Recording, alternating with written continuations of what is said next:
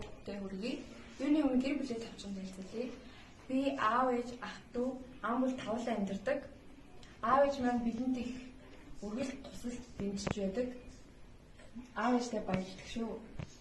Ээж маань багшхан болохоор бидний хичээл судлах билүүг анхаардаг. Аав маань ч гэсэн тусалдаг.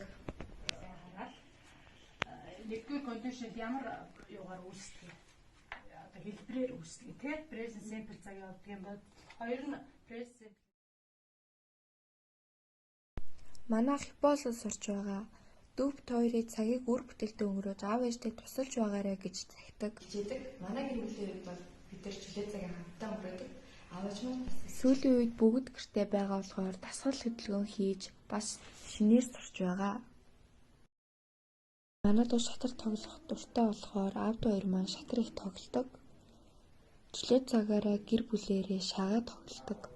Намайг бага хаас аав ээж хоёр маань хөвтөө ол өгдөгс гэсэн сайн санаж байна. Ялангуяа аав ээжтэй бол аюул амттай байдаг. Би аав ээж хоёртойгоо хоол идэх хэрэгтэй. Би гартаонд хөвчлээ ээжтэй туслахыг хичээдэг. Миний дуртай хийх хоол бол удаатай орог. Өнөөдөр өдөр бол удаатай шонк идэж байна. Одоо би шонк харлаж байна. Гэр бүлээрээ хамтдаа зугаалж, аялах, тоглох, дасгал хийх, суралцах гээд энэ бүхэл зүйлүүд бол миний хувьд амьдралын минь хамгийн сайхан мөчүүдийн хэсэг билээ.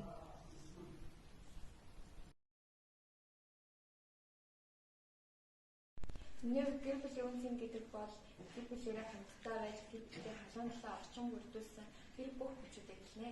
Танартай баярлалаа.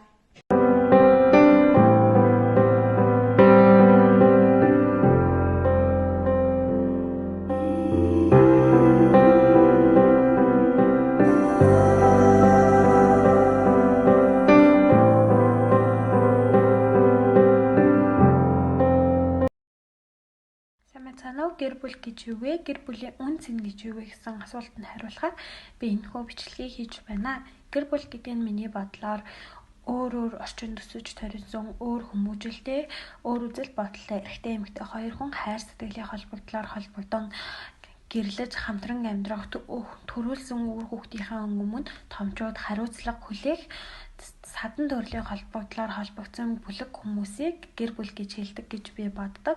Харин гэр бүлийн үнц нь гэдэг нь болохоор аливаа асуудал гэр бүлийн гишүүд ярилцаж бие бинийгаа ойлгож асуудлыг шийдвэрлэдэг.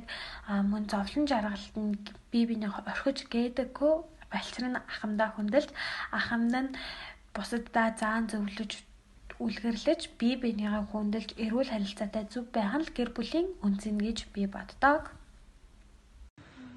Лаборатори 8 дугаар сургуулийн 10 ангийн тэргэлэн тэгээд гэр бүл гэж юу вэ? Гэр бүлийн үнц нь гэж юу вэ гэсэн хоёр асуултанд одоо хариулах чинь. Тэгээд гэр бүл гэдэг нь болохоор хоёр хүн хайр сэтгэлийн холбоогоор холбогдоод тэгээд том болоод өсөж үржээд хүүхдүүдтэй болоод тэгээд ажил төрлийг хүүхдүүдэд хичээгээд хүүхдүүд нь бас том болоод дахиад хүүхдтэй болоод тэгэл хамаатны садан өвөө эмээ нөгөө хоёр хүн өвөө эмээ болоод тэгэл ер нь тэд нар хоорондоо ингээл гэр бүл болно. Тэгээд ер нь тэгэл тиймэрхүү гэр бүл гэж юу вэ гэдэг нь гэр бүлийн үнц нь гэвэл яг хуу амар зөв харилцаатай тэгээд хүүхдийг хүчрхийлэхгүй тэгээд яг үн мөний хувьд гэх юм бол ерөөсөө юу гарч илж болохгүй үн тэрдэн тэгээд ерөөсөө үнийн тухай ярих хэрэггүй угаасаа зарагдчихгүй тий.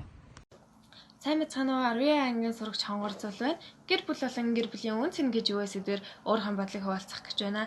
Хайр сэтгэл гэрэлтийн үр дүнд бий болсон бие биений хайрлах, халамжлах, хүчрхэгжүүлэх, хамтын амьдрал бүхий гэр бүлийн гишүүдийг гэр бүлгэн. Харин гэр бүлийн үнц нь гэдэг нь аз жаргалыг үргэлж бий болгодог итгэлцэл, ойлголт, уучлал, хамгийн гол нь элэг бүтээн амьдрал бие биений хараад илүү их жигстэйгоо мэдрэх тэр мэдрэмж бүхэн үнцэнтэй гэж бодож байна.